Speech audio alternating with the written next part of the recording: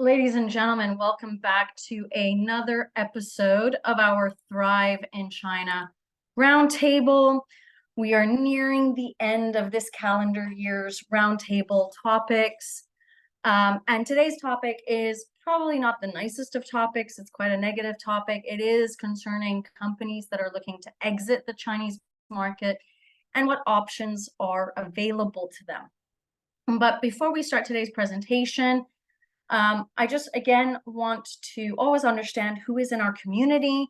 So if you are a newbie to China, if you are a startup in China, if you are an experienced China hand, let us know what stage of your China journey you are in. Again, this always helps us to fine-tune the topics that we're going to be doing for 2024. In fact, if you head up onto our website, we already have our first 5, if not 6 topics for 2024 uploaded. So go ahead and start registering for those events. My colleague Joe is also coming around to gain a little bit more insight about our audience. So again, do let us know who you are. For those of you who don't know me, my name is Christina Kohler-Colucci. I'm the head of business advisory at Woodburn Accountants and Advisors. I'm a leading expert on inbound investment to China. And I've been doing this for over 20 years, focusing on corporate services and corporate compliance. We've worked with over 750 international companies on their market entry, implementation, and their growth and scale in the Chinese market, as well as in the Hong Kong market. To give you an idea of some of the services that we offer everything from trademark registrations, employer of record solutions, all the way to incorporation. And then really the bread and butter of our business is accounting, tax, payroll, and corporate administrative functions. So if you are interested to learn more about what we do, head on over to our website, woodburnglobal.com, and you'll see a full listing of services there. And again, if you have not received a free copy of our ebook, we're offering a free copy of our book called The 10 Biggest Mistakes Companies Make in China. Just email us at christina@woodburnglobal.com, and we would be very happy to give you that free copy. So let's get cracking. We are hitting roundtable number 33. The topic for today is it difficult to liquidate a company in China, or is it better to maintain a dormant status? Today, we're going to be looking at the reasons why you might want to close or downsize your China operations. We're going to look at how to liquidate a company in China and its challenges, how to make your company dormant, i.e. downsize it, and its challenges. And then we're going to look ultimately at what might help you in that decision-making process to decide what avenue is the right one for you. So let's kick off today's presentation with reasons for closing or downsizing your China operations. All right, so the most common reason to exit the Chinese market is a couple of things. One of them will be the voluntary liquidation. It might be political issues, which I've not added in here. It might be trade tensions that are existing. It might be the declaration of bankruptcy. It might be that you decide to consolidate as well as do a type of merger and acquisition. It might be that your expiration date of the validity of your Chinese company is coming up and you don't want to renew it. It might be the fact that you want to relocate your business and hence you're liquidating. There's so many different reasons of why you may be wanting to exit the market. And it might be, a combination of all of these reasons. None of these reasons are bad. They're not, there's no good or bad amongst this. However, according to your articles of association, so that's one of the first things we always ask people to do, take a look at your articles of association, because at the end of that, there are your exit clauses. Take a look at your exit clauses and make sure you choose one of those reasons for the liquidation of your company. Now, what are the most common reasons to keep your Chinese company dormant? So I think the key issue about dormancy is that you may not be ready to exit the market. However, your business might be going down. You might need to place closer you might need to place more resources and time into other jurisdictions. It might be that the one employee that you had in China has since resigned, and hence there's actually no employees. So, there could be a variety of reasons why you actually want to maintain the entity, because you do still see that the Chinese market is of validity to you, but you just want to downsize it and keep it dormant and available for the moment where you want to trigger your company back up. So one of the reasons you might not want to liquidate, but rather keep the company dormant, is that one is cost savings. So dormant companies are not required to have a physical registered office address in China. Two might be the corporate and brand identity protection. Since the dormant company is still a registered legal entity, no other business can register with the same name. So a dormant company can also hold trademarks, patents, domain names, and other forms of IP, as well as then prosecute any violators for that period that you're actually not operating in China. Flexibility, traditionally, if operations were to cease, the decision to wind down the company had to be made immediately. By obtaining the dormant status, you are now able to delay this decision and wait for a more favorable environment. And if you decide to resume your business within the 3-year period that is allocated to you to make up your mind, the process to remove the dormant status is considerably faster and easier than winding down a company on day one and re-registering a new company when you're ready to resume operations. The last reason is the asset holding. So a dormant company can continue to hold assets, which can be beneficial even if the entity is ultimately dissolved. So for example, if the company owned large inventories of a specific product, which is currently trading at really, really low prices, the company could become dormant and revive or wound down if prices for the commodity recover within the 3-year period. Okay. So it's particularly geared towards those that have these assets, have this inventory, have this stock available.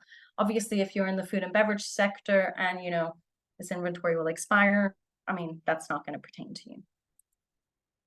So the liquidation process in China and what are its challenges?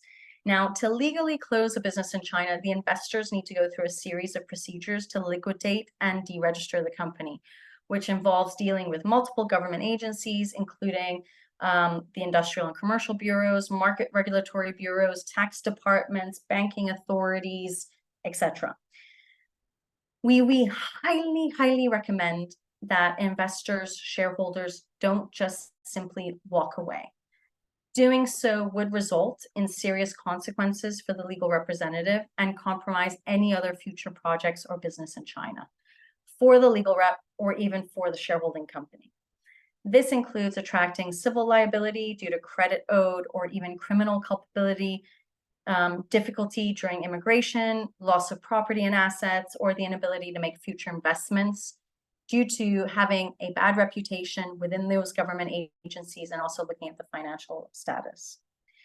Now, when we're talking about liquidating a company in China, obviously there are two types of entities. There's the representative office and there's the limited liability company. Representative offices tend to be simpler just because they don't have revenue, they're not holding any assets, they're simply a liaison office compared to the limited liability companies. Now, regardless of the factors, any foreign entity should follow a formal liquidation process. The Chinese tax authorities tend to scrutinize and carefully evaluate the accounting and administration of the company, making the liquidation process one of the most complex and longest to finalize. It can take up more than a year to get it done. Now, while the deregistration process can vary somewhat depending on the nature of the company, is it a manufacturing company? Is it a trading company? Is it a service company? Whether it's been doing import and export. What is its business scope? What is the size and the health of the company? What has been the duration of those operations? But generally speaking, there are specific steps you have to take. Some of those steps may be more complicated because of the nature of the business and the longevity of the business. Whether you have, when I say limited companies, I also want to highlight that that's related to joint venture structures or wholly foreign-owned structures. Okay, so it doesn't really matter who the shareholders are or if there are multiple shareholders. Now, I wanted to provide you the step-by-step procedure to liquidate a Chinese company. And then I'm also going to touch on case studies where we have run into difficulties closing down a company and what those reasons were for closing down the company. So I always hope that people that are operating soundly in China and don't have any intentions to close down will still watch this presentation today, because it does provide standard operating procedures of where to improve on in case you ever do want to liquidate. So when you decide to make that liquidation in China, you need to appoint a liquidation committee. The legal representative will be part of that committee, and generally there are 2 additions that will be made as well. The liquidation committee can start at this point liquidating the company's assets, which have been previously valued. This money will go towards paying fees, taxes, and any outstanding debt. After the debts have been discharged, the committee can distribute the remaining returns among the shareholders. If the company assets are unable to settle the debts, it will file a bankruptcy declaration with the court.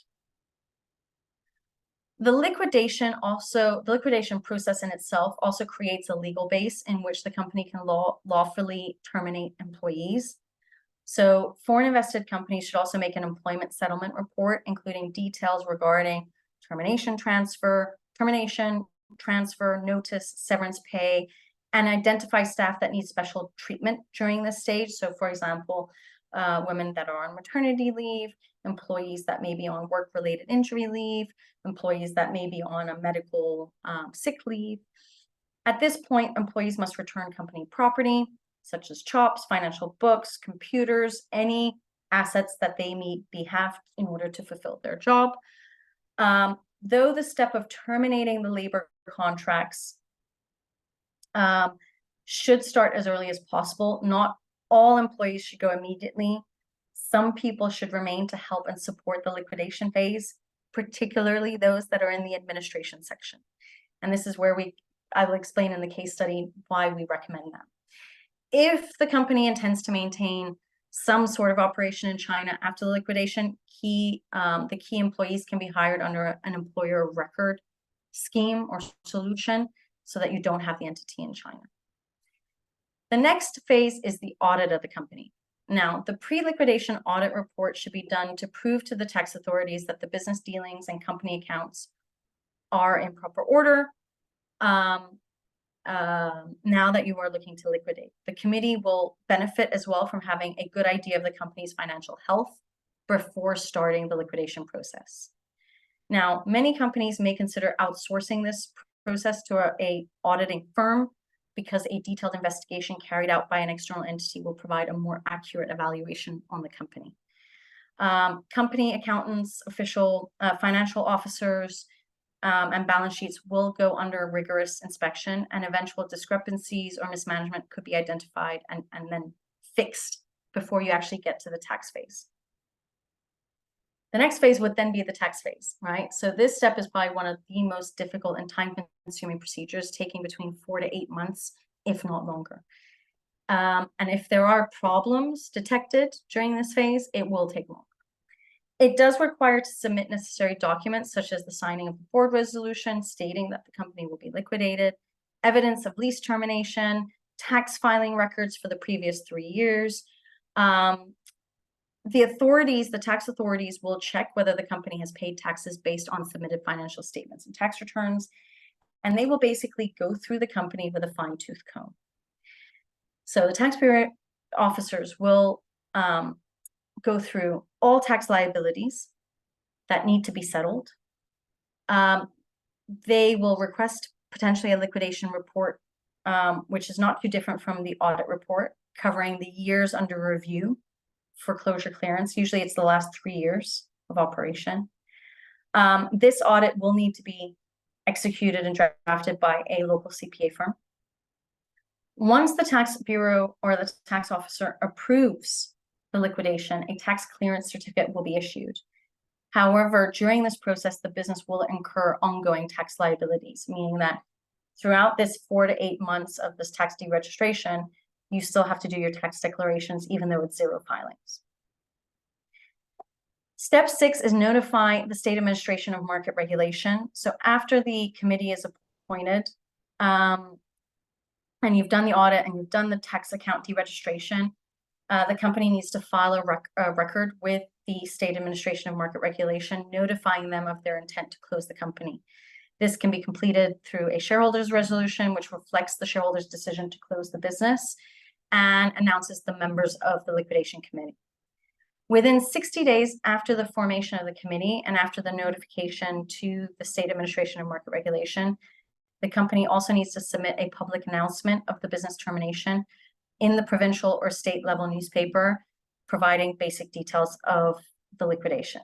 So this newspaper announcement is to inform creditors about the company's closure and give them time to declare their claims to the liquidation committee.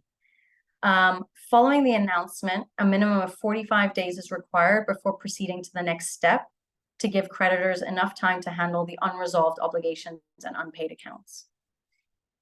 After that, you deregister the company with the State Administration of Market Regulation. So once the tax clearance certificate has been issued, the company can initiate the formal liquidation with the SAMR, even though they've already been notified. The liquidation committee is going to submit a whole series of relevant documents, shareholders resolution, liquidation report, etc., to confirm the completion of the tax clearances, the termination of all the employees, the creditors' claim settlements, etc. And once this is completed, the SAMR releases the deregistration notice. The company will be legally deregistered at this moment in time and no longer exist. Then the company needs to submit the shareholder resolution to the MOFCOM, to the Ministry of Finance and Commerce, for their own record filing system. One of the last steps is to register at the Social Security Bureau, State Administration of Foreign Exchange, Customs Bureau, and all the other relevant departments that handle the company licenses. So, for example, if you've got a food and beverage license, production license, whatever it might be. Social Security and housing fund contributions are mandatory for both the employee and the employer. And you have to notify the cancellation of these funds, especially since you have no more employees on hand. Generally, a company may have a couple of bank accounts, renminbi basic account, capital account, general account. The renminbi basic account will always be the final one to be closed, as it is the primary account of the transactions rolling through the company. You can't close the bank accounts if there are still funds in them. So it is at this moment in time that the funds will be withdrawn and transferred back to the shareholder legal representative and then closed down. And last but not least, after all these procedures are completed, the CHOPS have to be disposed and given back to the Public Security Bureau that may expect the company to directly destroy the CHOPS rather than return them. Obviously, continued usage of the CHOPS after the company has been formally liquidated is punishable by law, so you have to be careful on this. Now, what are the challenges that we've experienced in regards to liquidating a company in China? The first one is missing documents. How can you be missing documents? Well, missing documents can happen if you don't have proper standard operating procedures within your company, if you have been using a variety of different service providers or in-house accountants, whereby you have missing FAPIAOs, where you have missing customs declarations. Now, I say all of this because we've had two cases. One is where we were still in the paper FAPIAO stage, and the paper FAPIAOs, the booklet was missing. And of course, all of this is track recorded with the Tax Bureau. As a penalty, before the tax deregistration could happen, a penalty of the value of each sheet was owed to the Tax Bureau. So there are 12 sheets missing. The value of each sheet is 10,000. A penalty of 120,000 renminbi was owed to the Tax Bureau for the loss of those sheets in order to be able to process the tax deregistration. Customs declaration, missing custom export declarations is the case that we've had recently. Now, this has happened because the company had an administration department, an HR department, an HR department. They also had a person only doing customs declaration because their business was 100% export.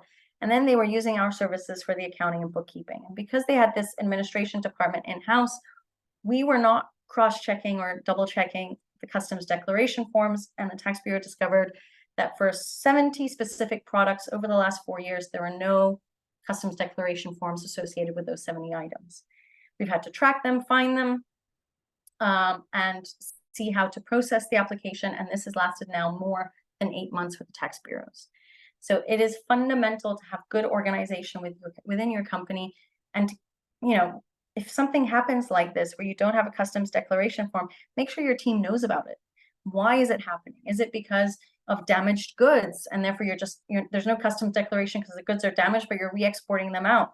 It could be for so many different reasons, all right? We also have a situation now where a company wants to liquidate, cannot liquidate because they've actually terminated the employment of the legal representative and are in a court case with that legal representative who is unwilling to sign any documents associated with the liquidation of the company. So this leads them into a bottleneck where they can't proceed because the legal rep needs to be part of the liquidation committee. If you are changing key personnel or key signatories, be aware of the consequences of what that can give you if you don't update these things properly within the government system. Last but not least, if you are mixing up internal administration tasks, somebody is responsible for X, Y, Z, this can also lead to a lot of issues. We had one company who had a separate HR department, and lo and behold, during the tax deregistration, it was found out that the individual income tax on the severance packages owed to them once the liquidation was confirmed was incorrectly calculated, and the company paid too much tax, which is always a good thing, but we needed to first sort out that mess before we could actually start the tax deregistration process. So again, if everybody is doing different stuff, just make sure that there's a cohesiveness where you understand what's happening for the liquidation. So that's liquidation in China. Now let's look at the application for the dormant status. Now companies in China can now opt for dormant status to overcome the unpredicted difficulties of not knowing where their business is going in China, right? In the past, a company in China facing difficulties or other uncertain circumstances had to choose between closing its doors permanently or struggle to continue its operations. Currently, businesses now have this better third alternative, which is opting for the dormant status. This is still relatively new. It's only been in implementation for 18 months. So since March 1st, 2022, the Chinese authorities expanded the implementation of the business suspension policy throughout the country. The company dormant status was first tried out in 2021 in Shenzhen. You guys can all guess why. It was because of COVID. So through the dormant status, a company is permitted to exist in a legal sense in China, but it is not doing any business activities during a specific period.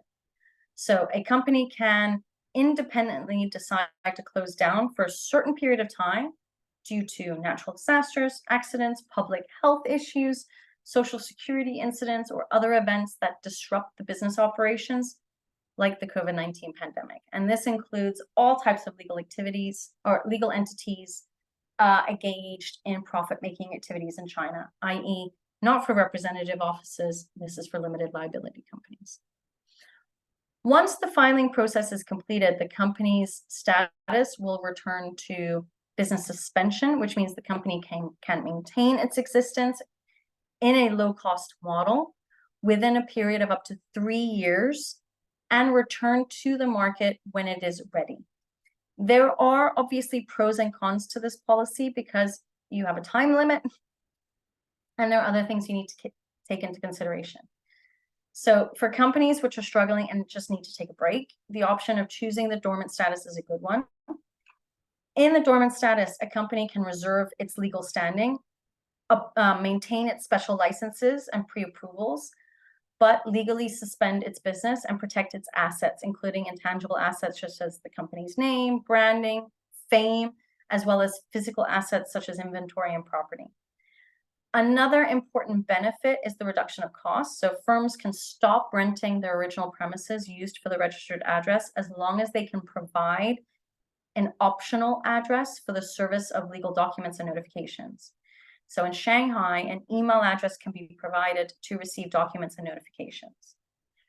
Dormant companies do not risk being blacklisted or labeled as entities with abnormal operations because they can't be contacted through their registered address. On the other hand, dormant companies cannot be used to apply for or extend foreigner work permits and work visas. They cannot hire or maintain staff on the payroll. The dormant status does not change the company's claim to creditors' rights and performance of debts, administrative penalties, administrative review decisions, judgments, arbitration instruments, or any other statutory or agreed obligations. The debts owed by the enterprise to external parties must still be repaid to creditors in accordance with the law. The litigation and arbitration involved in the enterprise is not affected, nor is the enforcement of the relevant award. So once the company meets the requirements for dissolution or bankruptcy as stipulated in the company law, it may still be filed for bankruptcy and be subject to a court action for dissolution by the shareholders. The government regulation does not clearly specify the tax obligations of dormant companies. Basically, the competent tax authority should clarify the corresponding tax responsibilities during the suspension period. So you're not allowed to move tax bureaus. You have to remain with your tax officer as is and discuss with them what are your tax obligations during this dormant period. Now, in the past, if an entity stopped its business operation for more than 6 months, it would be closely supervised and its business license could be revoked by the registration authority. Now, upon the business suspension filing, the company can stop their operation legally without revoking their business license. The company's legal standing can be reserved during the business suspension period. That is to say, the entity can reserve its existence using the unless the situation has not improved till the end of the business suspension period. By that time, the company has to decide whether it's going to close its business permanently or reactivate itself. Now, the regulation and implementing rules do not provide that business suspension can be used as a lawful reason for termination of employees. Rather, it only states that the company's market entity qualification will be reserved during the dormancy period and that the company should handle all the labor relationship and other relevant matters in accordance with the laws. In this case, the company can only use the business suspension as a strategic condition in the termination negotiation rather than as a ground to unilaterally terminate its employees. Now, if you are looking to create a dormant status for your company in China, and assuming that the company meets all of the requirements as mentioned previously, it has to do the following. One, it has to settle its obligations with all employees and creditors.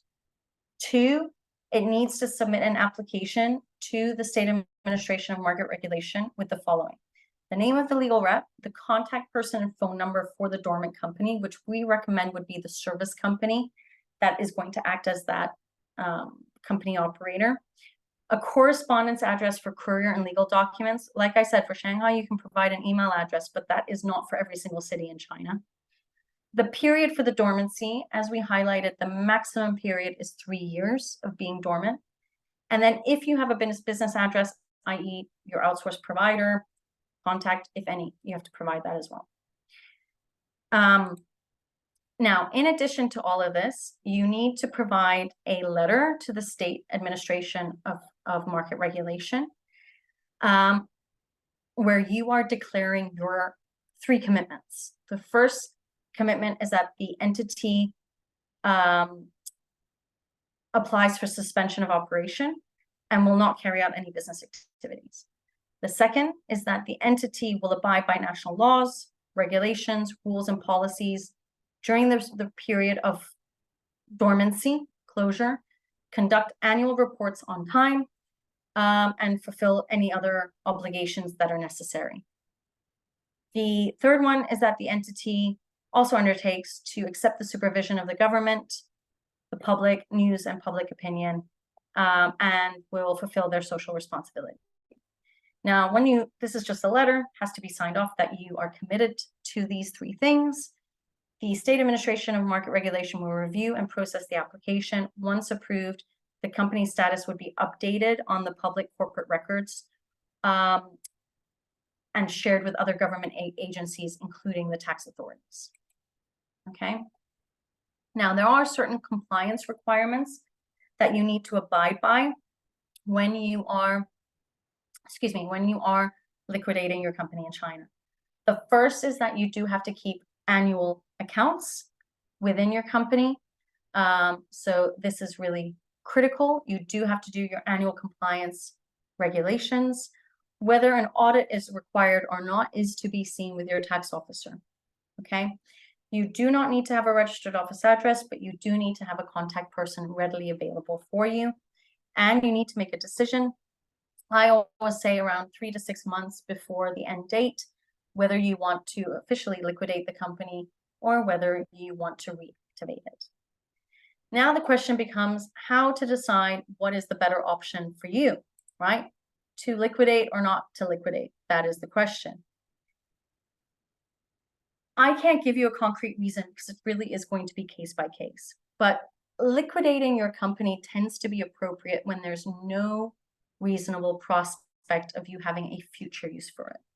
If you really want to exit the market. So I will say I'll talk about 2 companies where this happened during COVID.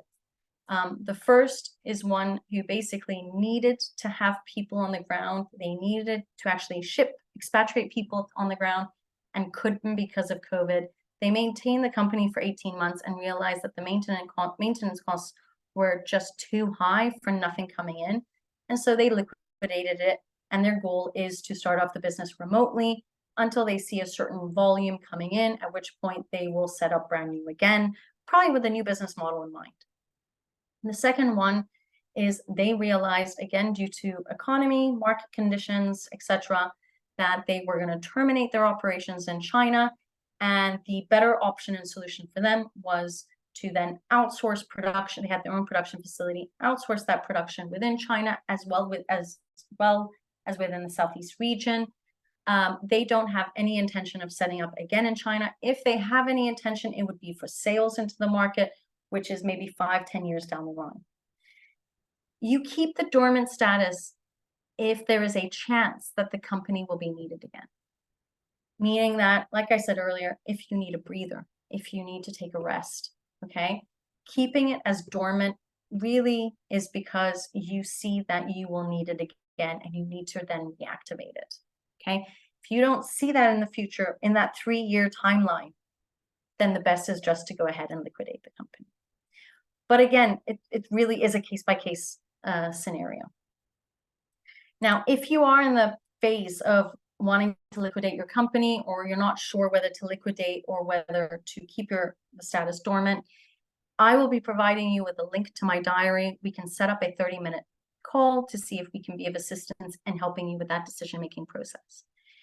Alternatively, if you are looking to liquidate your company or you're looking to make your company dormant, we also offer that as a service where we can help you through that liquidation process and through that dormancy process if you don't want to maintain any employees within your organization. Like I said, that link to my diary will be provided in email. If you want to take this conversation into the Thrive in China WeChat community, just add my ID. It's KNCOLUCCIA. The QR code is my WeChat code. Add me, type in Thrive in China, and I will add you into the community. In 2023, we have our last roundtable session, which is looking at how to prepare for the corporate administration of your China business for 2024. It is next Wednesday, again at 1 p.m. Central European Time, 8 p.m. Shanghai time. Please do come along if you are interested in that discussion. I want to thank you all for joining and listening in, and I hope to see you again next week. Have a great afternoon. Take care and goodbye.